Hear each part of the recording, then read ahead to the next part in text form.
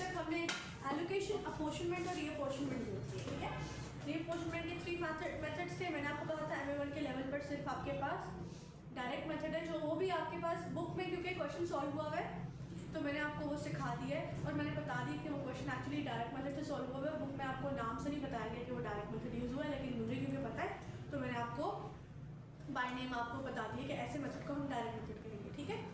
अच्छा, अब मुझे देख कर बताएं कि कल आपने जब रीअपॉर्चनमेंट की तो आपके डिपार्टमेंट A, B के आंसर्स क्या आए थे? क्योंकि X, Y को तो हमने रीअपॉर्शन करने के बाद वो सर्विस कॉस्ट सेंटर्स थे, उनको हमने क्या कर दिया था? खाली कर दिया था। उनकी सारी कॉस्ट हमने कहाँ पे ले आई थी? डिपार्टमेंट A और डिपार्टमेंट B में। X और Y 0 कर दिए थे और डिपार्टमेंट A और डिपार्टमेंट B में हम कॉस्ट लेकर आए थे। मुझे वो कॉस्ट बताएंगे, वो कॉस्ट कितनी आई थी? रीअपॉर्चनमेंट हुआ डिपार्टमेंट A की कितनी आई थी रीअपॉर्चनमेंट होने के बाद? 77,999.6 77,999.6, ठीक है। और डिपार्टमेंट B की 27,999.37 Are you sure? और X और Y की 0 है, यानी हमने रीअपॉर्शन किया है। अच्छा, ठीक है। ओके, आपके टॉपिक के लिए मैं इसको थोड़ा सा राउंड फिगर लूंगी ताकि हमारे लिए पढ़ना आसान हो जाए, ठीक है। सपोज कर लेंगे डिपार्टमेंट A का जो आपका ये आपने वही एक्यूरेट फिगर यूज करना होता है कैलकुलेशंस के टाइम पर, लेकिन क्योंकि वो हमारा राउंड फिगर नहीं है तो मैं इसको अज्यूम कर लेती हूँ कितना, समझो कि ये हमारा आंसर कितना आया, ऐसे जैसे हमारा आंसर समझो होता 78,000, ठीक है।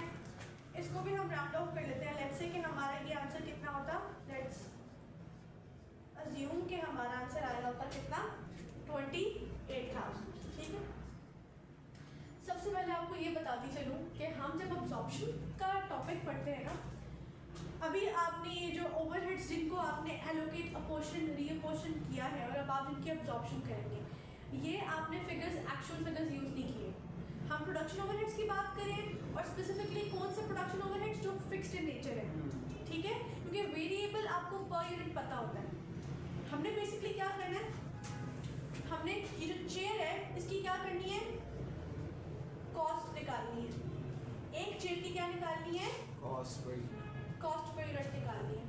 इस पर डायरेक्ट मटेरियल कितना लगा पर चेयर के हिसाब से, क्योंकि वो वेरिएबल कॉस्ट है तो मुझे पता है। डायरेक्ट लेबर एक चेयर की कितनी होगी मुझे एग्जैक्ट पता होगी, वो डायरेक्ट कॉस्ट है। डायरेक्ट एक्सपेंस अगर कोई होगा तो डायरेक्टली उससे रिलेट कर होगा, मुझे एग्जैक्ट पता होगा कि वो एक चेयर का कितना है।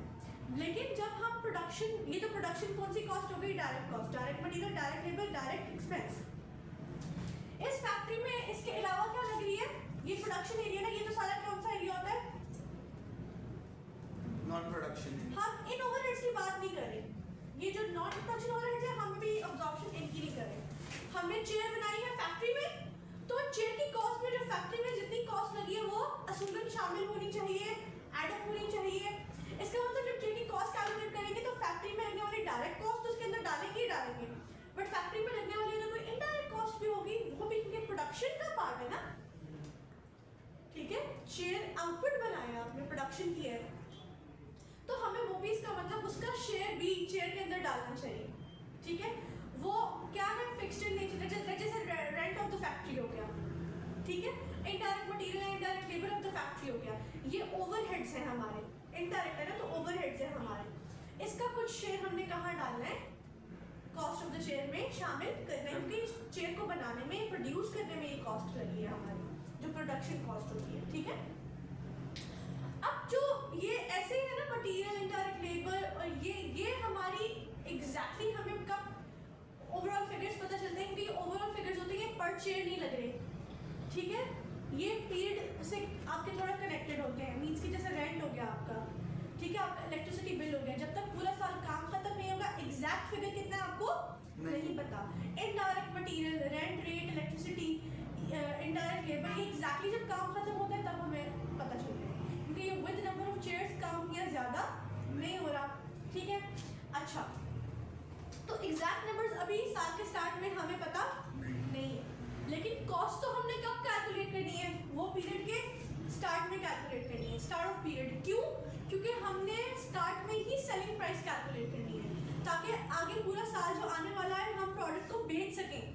हम एट द ईयर एंड हमें जो टोटल कॉस्ट एक्यूमुलेट होगी उसका वेट नहीं कर सकते कि पहले कॉस्ट सारी पूरा साल गुजर जाए, कॉस्ट जो होगी वो इकट्ठी हो, फिर हम क्या करें, डिवाइड करें उसको नंबर ऑफ शेयर्स पे, फिर हम कॉस्ट रखें, डिसाइड करें, फिर हम सेलिंग प्राइस डिसाइड करें। ऐसा वेट हम नहीं करते। हम क्या करते हैं, ये जो ऐसे ओवरहेड्स हैं जिनके प्रोडक्शन ओवरहेड्स जिनकी हम बात कर रहे हैं, इनके लिए हम एक्चुअल फिगर्स यूज ही नहीं करते। हम साल के एंड होने का वेट नहीं करते। हम साल के स्टार्ट में खड़े हैं। हम कहाँ खड़े हैं? ये साल का स्टार्ट है, लेट्स से ये साल का है।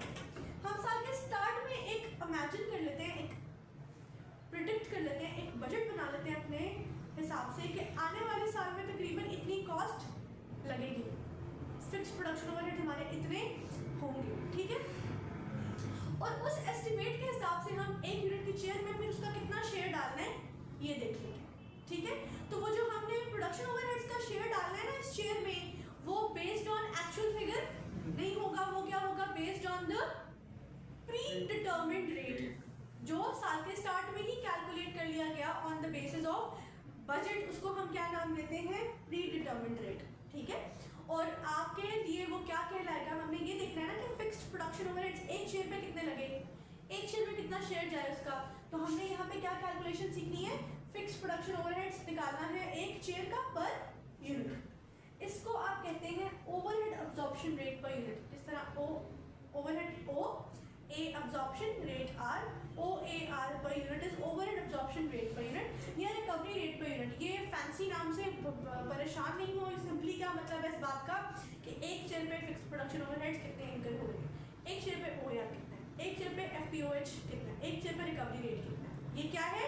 Fixed production overheads per unit. और हमने इसके लिए क्या या अभी बात देखी है कि हमने एक्चुअल फिगर्स का वेट नहीं करना,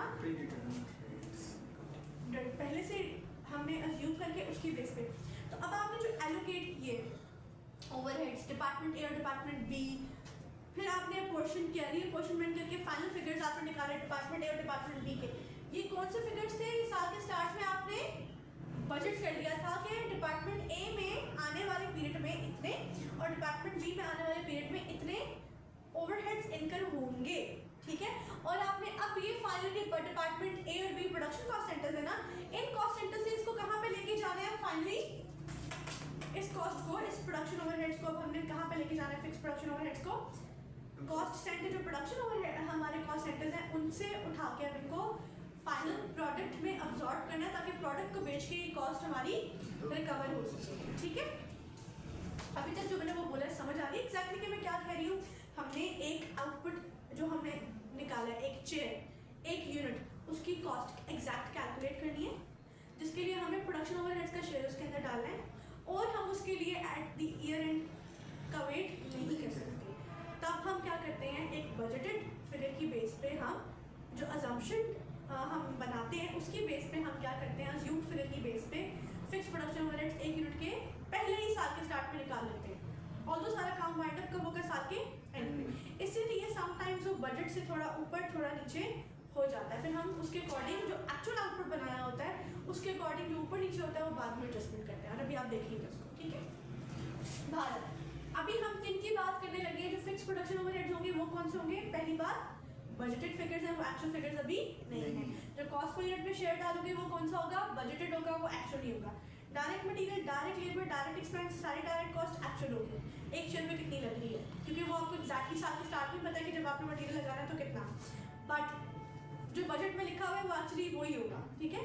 लेकिन फिक्स प्रोडक्शन ओवरहेड्स का बजट वर्सेस एक्चुअल करें तो फर्क आ सकता है, ठीक है ना। अच्छा, अब लेट्स से हमने दो डिपार्टमेंट्स पढ़े ना।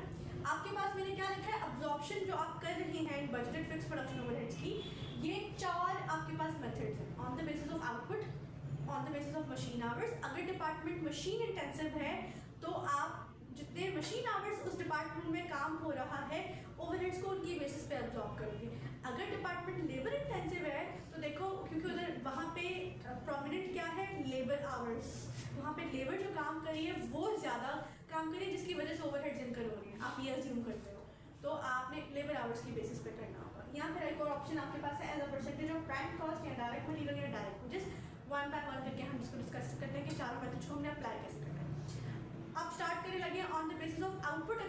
एब्जॉर्प्शन करनी हो तो आप क्या क्या स्टेप्स फॉलो करते हैं। एक चेयर में हमने पहले देखना है कि हमने कितना एब्जॉर्ब करना है, एक चेयर में कितना डालना है। जब हमने रिकवर करने हैं फिक्स प्रोडक्शन ओवरहेड्स तो एक चेयर से कितने करने हैं, एक चेयर का रिकवरी रेट क्या है, OAR क्या है, ठीक है।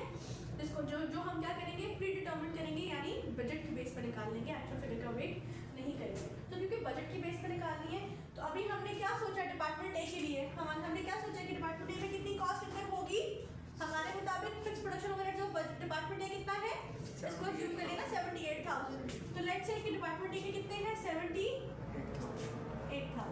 तो बजटेड फिक्स प्रोडक्शन ओवरहेड साल के स्टार्ट में खड़ी हूँ और सोचा है कि डिपार्टमेंट ए में कितना खर्चा होगा फिक्स प्रोडक्शन ओवरहेड्स का 78,000। This is called budgeted fix production overheads. On the basis of output करना है तो मुझे आउटपुट भी पता होना चाहिए। मैंने अज्यूम कर लिया ये 78,000 अगर मैंने कॉस्ट लगाने का सोचा है तो उसमें मैं कितना आउटपुट बनाऊंगी, लेट्स से मैं कितना कह देती हूँ 7800 यूनिट्स बनाने का मैंने क्या कर दिया है सोच लो। मैं 78,000 की कॉस्ट लगा के कितने यूनिट्स बनाने का सोच रही हूँ, 7800 यूनिट्स बनाने का सोच रही हूँ, ठीक है। क्या आप मुझे बता सकते हैं कि फिर एक चेयर में आप कितना डालेंगे, अगर फिक्स प्रोडक्शन ओवरहेड 7800 चेयर्स पर आपने सोचा कितने लगेंगे 78,000, तो एक चेयर पे कितने लगने चाहिए, एक चेयर में कितना शेयर जाएगा निकाल सकते हैं, इजी। क्या करेंगे आप, इस 78,000 की कॉस्ट को आप किस में डिवाइड कर देंगे, जो आपने अज्यूम किया है कि आपने आउटपुट प्रोड्यूस करना है। ये दोनों फिगर्स कौन से हैं आपके पास, एक्चुअल फिगर्स नहीं है, ये दोनों आपने बजट, यानी fix production overhead is based on the budgeted figures, OAR is based on the budgeted figures, ठीक है। निकालें कितना आया, ये आपके पास आ गया कितना, आपने सोच लिया OAR का यूनिट कितने था,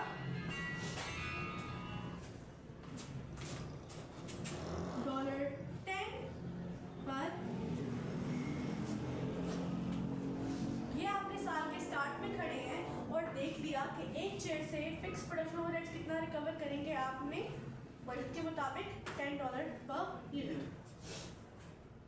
तो एक तो आप क्या काम करेंगे, आप चेयर की cost, let's say direct material आपने निकाला हुआ है, डायरेक्ट लेबर आपने निकाली हुई है, कोई डायरेक्ट एक्सपेंस निकाला हुआ है, तो उसमें ये वेरिएबल ओवरहेड्स भी आपने शामिल किए हो सकते हैं कि variable overheads with number of units very करते हैं, ठीक है। साथ ही आपके पास अब फिक्स प्रोडक्शन ओवरहेड्स के लिए क्या आ गया, ये जो OAR आपने निकाला, लेट्स से ये आपका 15 है, ये आपका 10 है, ये नहीं है कुछ भी, लेट्स से ये 2 है और इसका हमने कितना शामिल कर लेना है यहाँ पे 10। तो हम क्या कहेंगे हमारी शेयर कितने में तैयार हुई है 25, 30,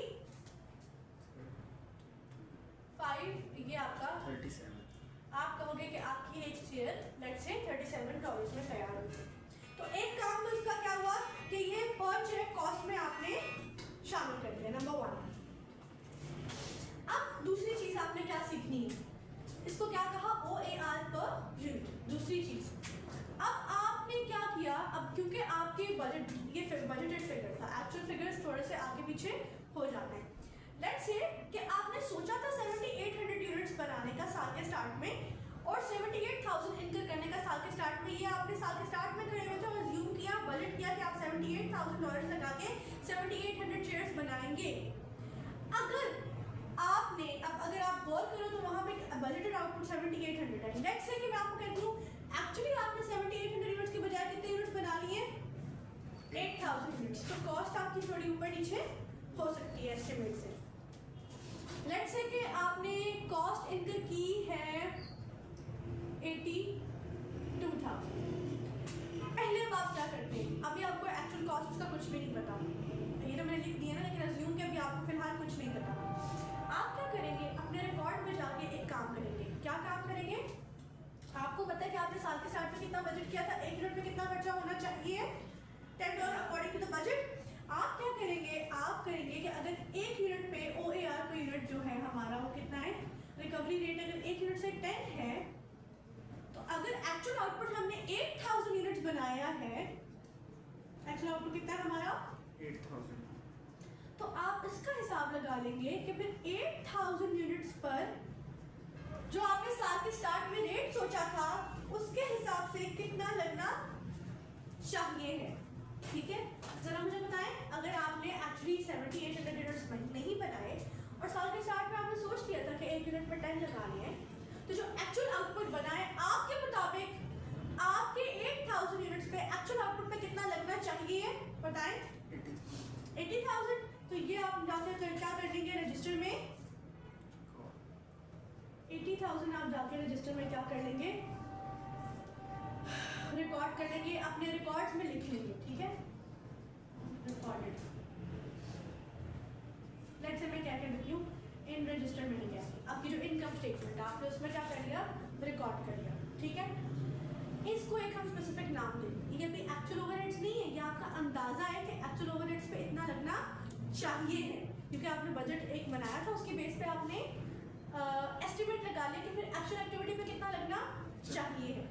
जो बजटेड था वो क्या था, 7800 पे इतना लगना चाहिए है। ये जो आपने निकाला ये एक्चुअल आउटपुट पे बजट के हिसाब से कितना लगना चाहिए, ये वो है, ठीक है। इसको हम एक नाम देते हैं, और क्या नाम देते हैं इसको हम कहते हैं कौन से ओवरहेड्स, अब्सॉर्ब्ड फिक्स्ड, वही फिक्स्ड प्रोडक्शन ओवरहेड्स, ठीक है। फिक्स्ड प्रोडक्शन ओवरहेड्स की बात हो रही है ना, लेकिन ये ना बजटेड है ना ये एक्चुअल है। ये कौन से हैं, जो आपने बजट की बेस पे अब्जॉर्प्शन रेट पर यूनिट के बेस पे एक्चुअल में लगने चाहिए हैं, उसके मुताबिक अंदाजा किया अपना और जाके रजिस्टर में अब्जॉर्ब कर लिया, रिकॉर्ड कर लिया, ठीक है। कितना आपने रजिस्टर में रिकॉर्ड कर लिया, अब्जॉर्ब्ड ओवरहेड्स आपके कितने हैं, 80,000। अब लेट्स से सारा काम वाइंड अप हुआ और आपको पता चला कि आपके एक्चुअली कितने लगे हैं, वो 80 नहीं लगे, एक्चुअली कितने लगे, ये आपका अंदाजा था कि 8000 पे 10 के हिसाब से 80 लगने चाहिए। लेट्स से एक्चुअल में आपके कितने लगे हैं, एक्चुअल ओवरहेड्स आपके फिक्स प्रोडक्शन ओवरहेड्स कितने हैं, वो मैंने आपको दे दिया आपके क्वेश्चन में 82,000। तो आप कहेंगे कि आपने अपने रजिस्टर में अपने रिकॉर्ड में क्या लिखा हुआ है, कम अमाउंट लिखी हुई है। कितनी अमाउंट कम लिखी हुई है बताएं, 2,000। तो आप कहेंगे कि आपने अपने रजिस्टर में क्या किया हुआ है, अपने रिकॉर्ड्स में क्या किया हुआ है, आपने इसको कम लिखा हुआ है ना, अपने अब्सॉर्ब्ड ओवरहेड्स को अब्सॉर्ब कम किया हुआ है, तो आप कहोगे इसको अंडर अब्सॉर्ब किया हुआ है आपने ओवरहेड्स बाय $2,000। हिसाब किताब जो अपना किया हुआ था एस्टिमेट, उसमें आपने 2000 से अंडर अब्जॉर्प्शन की हुई है, कम लिखा हुआ है, रिकॉर्ड में अब्सॉर्ब कम किया हुआ है, ठीक है। तो आपको पूछते हैं कि जी बताएं आपके क्वेश्चन में अंडर अब्जॉर्प्शन है या ओवर अब्जॉर्प्शन है, क्या किया उसके लिए, बजटेड डेटा सिर्फ कहाँ यूज किए, जो साल के स्टार्ट का डेटा था बस वो कहाँ यूज किए, OAR की कैलकुलेशन में, fix production overheads per unit निकालने के लिए बस। अब्सॉर्ब्ड ओवरहेड्स कैसे है, जो एक्चुअल आउटपुट पे बजट के हिसाब से पर यूनिट लगना चाहिए था, हिसाब कर लिया, एस्टिमेट कर लिया, जाके रजिस्टर में रिकॉर्ड कर दिया, जिसको क्या कहा, absorbed overheads. At the end इसको किससे कंपेयर किया, एक्चुअल ओवरहेड से। अगर आपने अब्सॉर्ब कम किया हुआ है तो अंडर अब्सॉर्प्शन, अगर इन केस मैंने यहाँ पे रजिस्टर में ज्यादा लिखा होता, रिकॉर्ड ज्यादा किया होता एस्टिमेट और होता कम, तो मैंने अपने रजिस्टर में अपने रिकॉर्ड में ओवर अब्सॉर्प्शन की, ठीक है। अभी आपके केस में अंडर अब्सॉर्प्शन है। अंडर ओवर अब्सॉर्प्शन इसका मतलब कैसे आई, आपने किसको कंपेयर किया, बजटेड वर्सेस एक्चुअल नहीं किया, आपने क्या किया, अब्सॉर्ब्ड ओवरहेड्स अगर आपके क्या हो, ज्यादा लिखे हो, एक्चुअल आपके क्या लगे, कम लगे, तो यहाँ पे क्या होगी, ओवर अब्सॉर्प्शन कहेंगे आप, जो भी फिगर आएगा उससे इन दोनों को माइनस करके। अगर आपके अब्सॉर्ब्ड ओवरहेड जो रजिस्टर में है वो कम हो, एक्चुअल में आपके ज्यादा लगे, जैसे इस केस में ये कम था ये ज्यादा लगे, तो अब आपने क्या किया हुआ है, यहाँ पर कम लिखा हुआ है ना, तो यहाँ पर जो लिखा हुआ है उसके बेस पे आपने अंडर या ओवर बोलना है। अब्सॉर्ब जो रजिस्टर में अंदाजा किया हुआ एक्चुअल आउटपुट के हिसाब से जो होना चाहिए है वो कम है तो अंडर अब्सॉर्प्शन, वो ज्यादा है ओवर अब्सॉर्प्शन, ठीक है। एक्चुअल से कंपेयर से करें, एक्चुअल से, ये बात आपने याद रखनी। अब मैं आपको कोई क्वेश्चन दे रही हूँ, आज के लिए इतना ही। कल यही सेम आपके पास कॉन्सेप्ट अप्लाई होगा किस पे, machine hours and labour hours के ऊपर, ठीक है। एब्सेंट नहीं होना कल आपने बिल्कुल भी, कल ये तीनों मेथड इकट्ठे एक ही टाइम पर उठाएंगे, ठीक है। अच्छा एक क्वेश्चन लिखें, अ कंपनी अब्सॉर्ब्स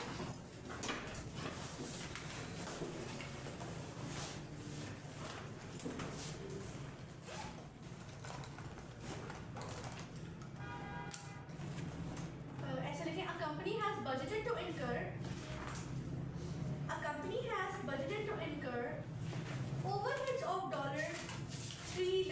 $300,000, ठीक है, and produce 25,000 units in the period. A company has budgeted to incur $3,300,000 overheads and produce 25,000 units. The company actually managed to produce 28,000 units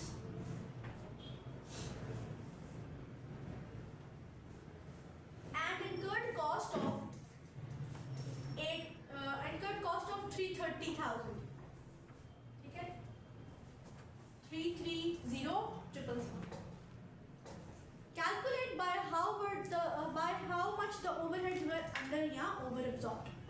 Calculate by how much were the overheads under या over absorbed. ठीक है, budgeted overheads 3 lakh, budgeted output 25,000 units, actual output 28,000 units, actual overheads आपको मैंने कितने दिए? 3,30,000 dollars. ठीक है, ये मैंने आपको दिया और आपसे पूछा कि बताएं अंडर एब्जॉर्प्शन है या आपके क्वेश्चन में ओवर एब्जॉर्प्शन है. That's it. ये बंद कर दो.